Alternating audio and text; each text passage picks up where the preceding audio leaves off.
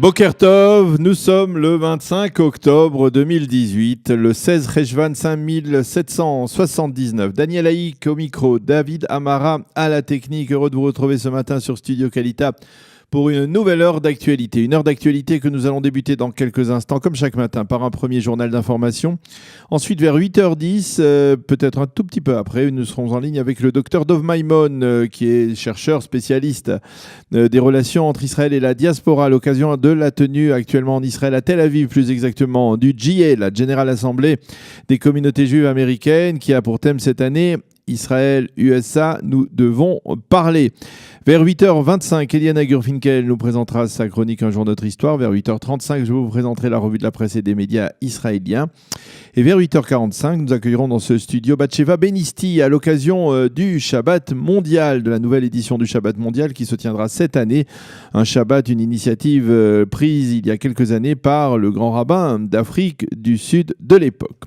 Mais tout d'abord, un premier journal d'information. L'armée de l'air israélienne a attaqué durant la nuit 8 cibles terroristes à l'intérieur de la bande de Gaza. Le porte-parole de Tsahal a affirmé que parmi ces cibles se trouvaient des bases d'entraînement et des bunkers d'armes. Ces attaques sont une riposte israélienne au tir d'une roquette palestinienne tirée en direction du territoire israélien vers minuit. Hier soir, la roquette s'est abattue dans un champ, n'a pas provoqué ni de dégâts ni de blessés.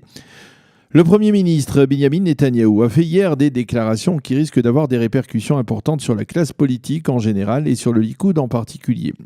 Lors d'une soirée organisée à l'occasion de son anniversaire, le Premier ministre a affirmé qu'un ancien ministre du Likoud avait pactisé avec d'autres éléments au sein de la coalition gouvernementale en vue de procéder à une manœuvre visant à le destituer au lendemain d'élections anticipées, même si le Likoud devait largement remporter ces élections. L'objectif de cette manœuvre l'empêchait de former une coalition et ce, a dit Benjamin Netanyahou, contre la volonté des électeurs du Likoud, du peuple en Israël et en violation de la démocratie. Le Premier ministre n'a pas donné le nom du ministre qu'il a accusé ou dont il a sous-entendu les activités subversives, mais on estime qu'il s'agit de Gideon Sa'ar, l'ancien ministre de l'Éducation nationale qui s'était retiré de la vie politique il y a environ 5 ans. Nous développerons ce titre qui fait la manchette des journaux israéliens dans le cadre de la revue de la presse à 8h35.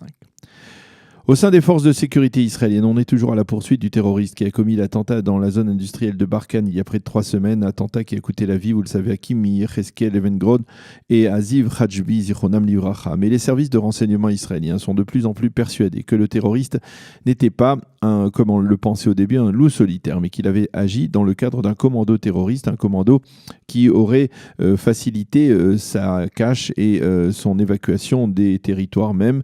Cela pourrait donc expliquer pourquoi les forces de sécurité ont le plus grand mal à mettre la main sur lui. Après tant de jours de poursuite, il semble donc qu'un commando terroriste ait aidé le terroriste à se cacher et donc à quitter des régions quadrillées par l'armée israélienne.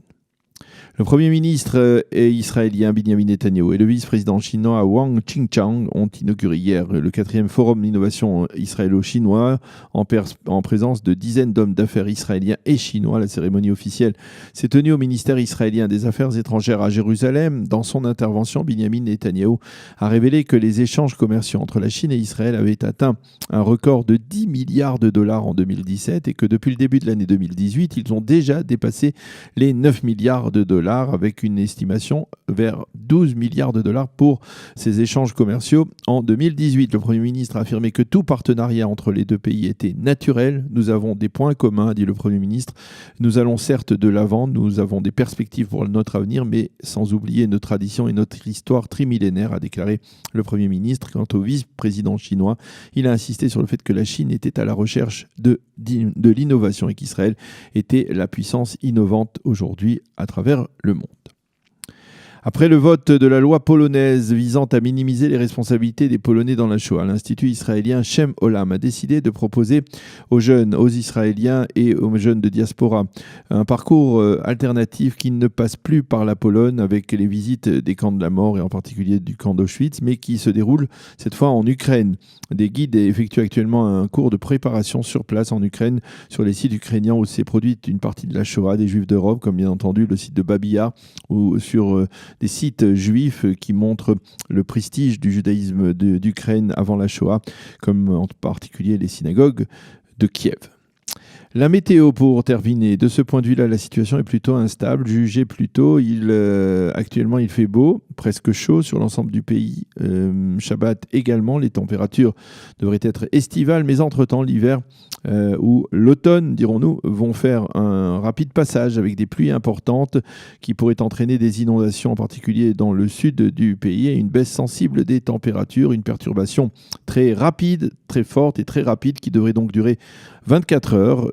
En attendant, aujourd'hui, il fera 24 degrés à Jérusalem, 26 à Tel Aviv et 29 degrés à Eilat. Nous allons marquer une première pause musicale et on se retrouve dans quelques instants au téléphone avec le docteur Dov Maimon.